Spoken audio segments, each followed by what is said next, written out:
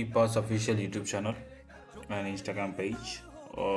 ఇప్పటివరకు ఎవరైనా సబ్స్క్రైబ్ చేసుకోకపోతే తొందరగా సబ్స్క్రైబ్ చేసుకోండి, ఎందుకంటే అన్ని అఫీషియల్ అప్డేట్స్ అండ్ అఫీషియల్ డాటాని ఎట్లా అప్డేట్ చేసుకోవాలని చెప్పేసి మన ఛానల్లో అప్లోడ్ చేస్తూ ఉంటాము రెగ్యులర్గా.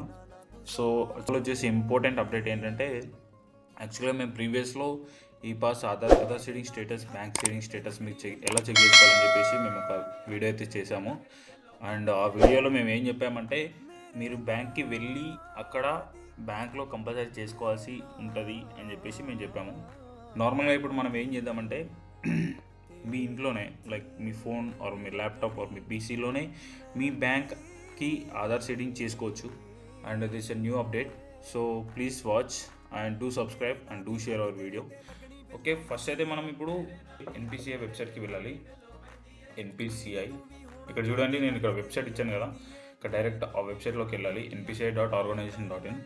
యాక్చువల్గా దీనికంటే ముందు మీరు first website epass website open చేసినట్టయితే మీకు ఇక్కడ మనకు ఒక అప్డేట్ అనేది కనిపిస్తుంది. యాక్చువల్గా ఈ అప్డేట్ మేము మ్యాక్సిమం లైక్ మన సైట్ అయితే ఎప్పుడు అప్డేట్ అయిందో అప్పుడే ఈ లింక్ అనేది మేము పెట్టాము ఇక్కడ.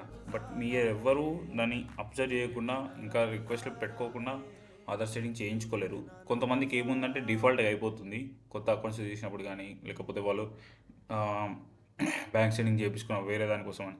సో ఇక్కడ మనకి ఇక్కడ చూసుకున్నట్టయితే క్లిక్ హియర్ ఫర్ ప్రొసీజర్ అని ఉంది కదా, మీరు ఇక్కడ క్లిక్ చేసినట్టయితే మీకు ఒక పీపీటీ అనేది డౌన్లోడ్ అయిపోతుంది. ఇక్కడ చూడండి, పీపీటీ డౌన్లోడ్ అయింది కదా, దీంట్లో ఫుల్ ప్రాసెస్ ఉంటుంది, అంటే లైక్ ఎలా చేసుకోవాలి ఏంటి అనేది.